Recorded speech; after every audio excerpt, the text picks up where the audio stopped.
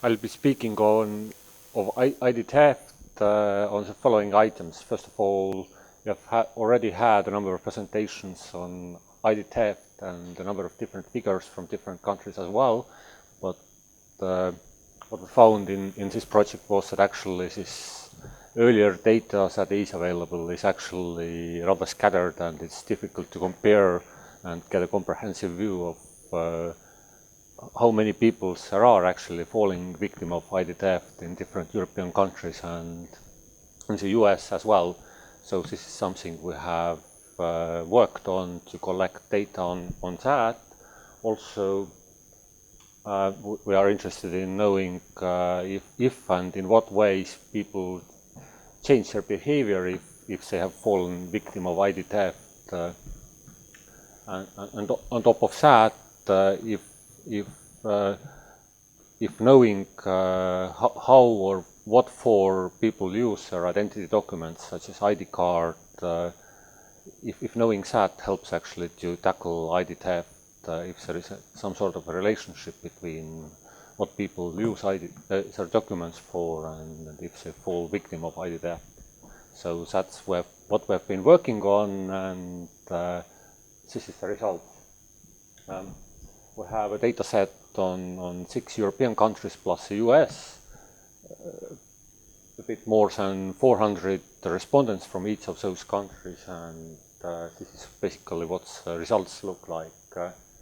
Over the last 3 years, 36 months, roughly 25–30% of the population in Austria, Germany, Spain, France, Italy, UK and the US has fallen victim of ID theft. Roughly half of them, something like 12–14%, have actually fallen victim of theft, ID theft within the last 1 year. So one could say that it's a recurring sort of phenomena, and many people actually fall victim of ID theft. Or at least they fall a victim of attempted ID theft, someone trying to trick out their personal details rather often. What is more, there is also a quite large share of respondents who say that they have experienced multiple types of identity theft within this 1 year period. This is the red part of the bars on the chart over here. What is more, clearly internet, the black part of the bars on the chart, is a major concern, and what's happening in internet is just is a misuse of personal email accounts and different social media accounts such as Facebook or Twitter or so on. Also, credit cards continue to be a major issue, especially in the US, but also in Europe. Happily enough, majority of those cases are sort of disclosed fairly rapidly. People discover the misuse or attempted misuse. 70% of the people discover it within 1 week, so that's quite fast. Half of them discover it actually within 1 day. Where the data leaks out is typically, this is what people themselves think, how their personal data got out of control, so to say. Personally, it's mostly about someone hacking into computer or something strange happening in their computer. It's about responding to fraudulent emails or phone calls, but then also credit card payments, either offline or online, are a major issue. Now, how big is the issue then? The estimate we have based on our data is that in this year, 2015, it's going to be roughly 12–16 billion euros in Europe that criminals will be obtaining by the means of ID theft. Well, some of that would be probably be recovered, but still, I mean, it's a major market, so to say, if you compare it with the market capitalization of Lufthansa, which is around 5 billion euros. It's basically 3 times Lufthansa. That's just for a comparison. And the estimate we have for the US is something like 7 to 9 billion euros this year will be the market size, so to say, for ID theft. So it actually is quite a big issue.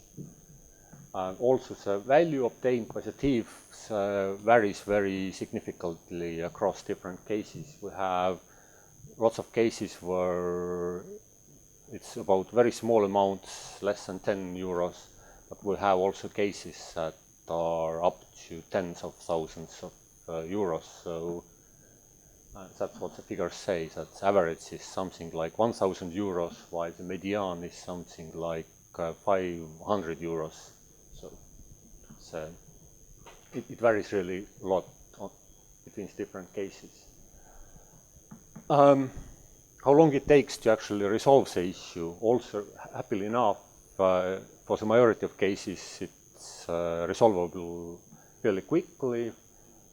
For 70% of cases across different countries, we see that it got resolved within 1 week.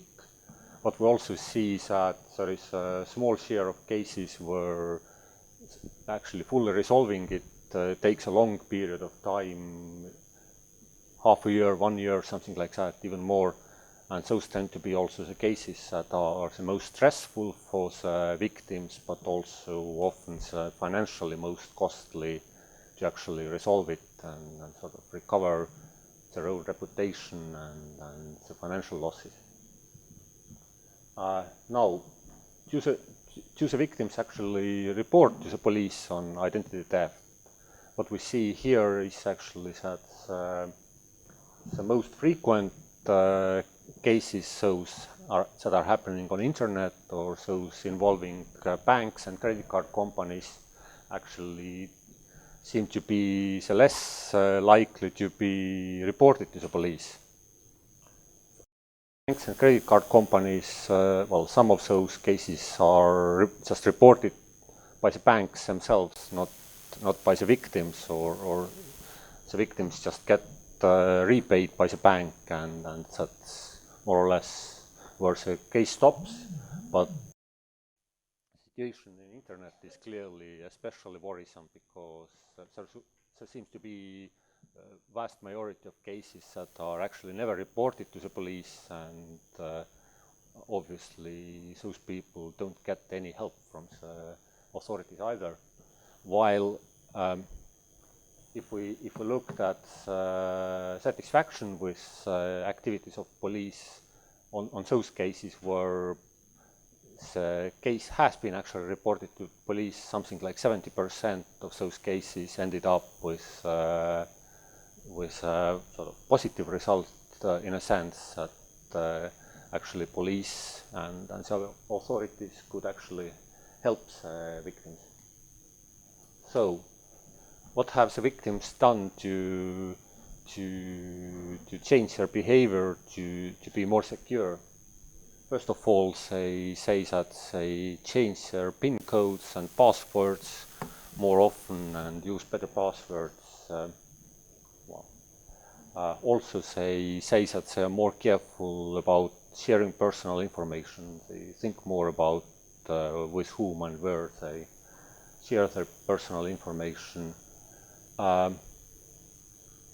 Mobiles continue to be a major area of problem because all sort of mobile devices continue to be are increasingly used for accessing all sort of secure services, including banks and everything else. But as to public perception, people seem to think that those mobile devices are not really that much of risk items, and they don't use any specific security software for protecting themselves, their mobile telephones.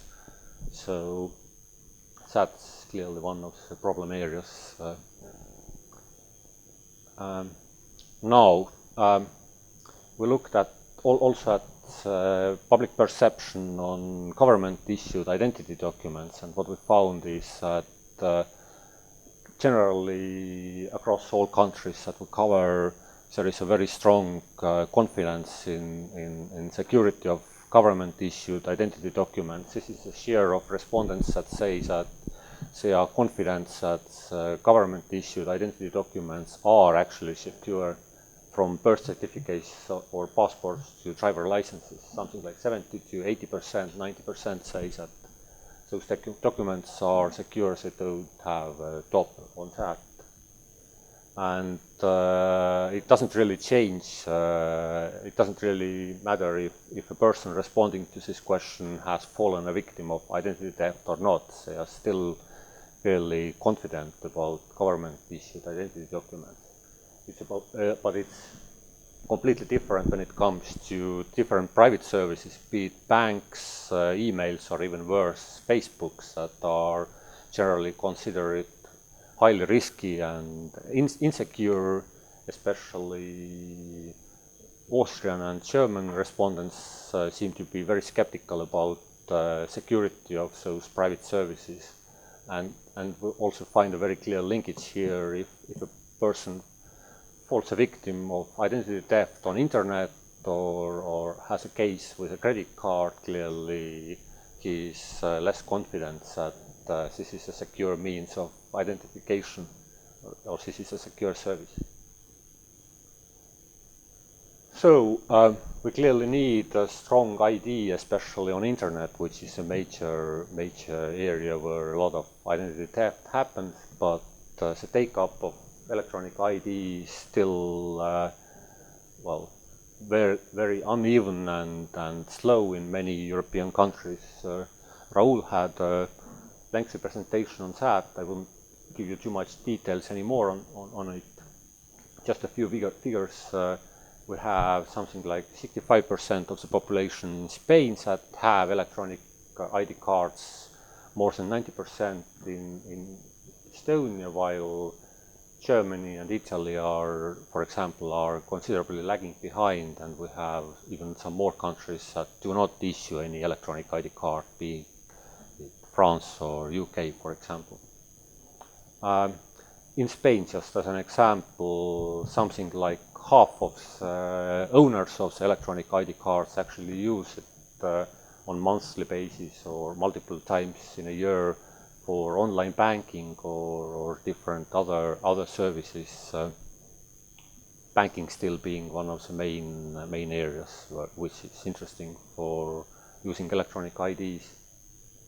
Access to corporate networks of the companies where people work is not really something electronic ID cards are used that often. This is sort of splashy, not easy to comprehend figure, but what it says that it's a very unclear situation as to preferences to use electronic signatures as compared to paper signatures. What we have is that it's basically inconclusive. There is no strong support for electronic signature so far.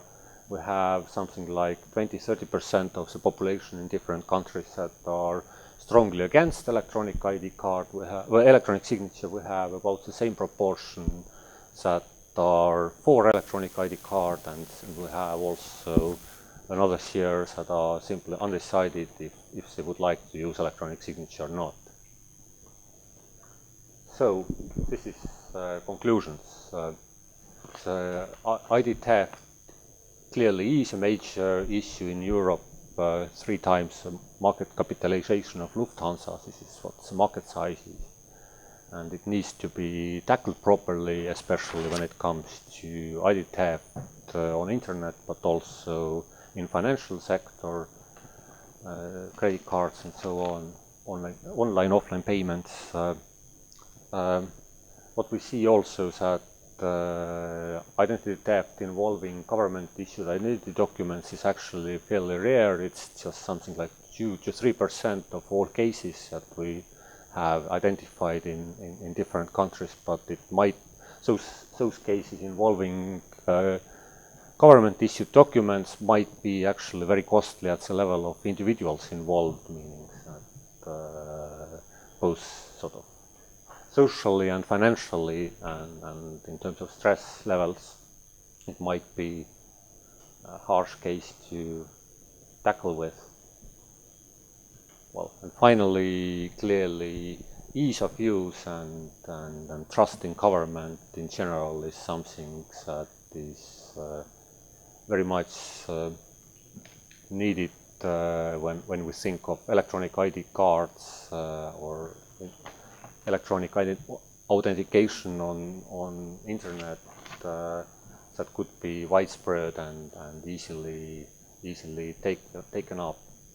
When it comes to different card readers, different software drivers and software packages that do not mix and mingle very easily and do not work together, then of course this is a clear and strong stopping factor.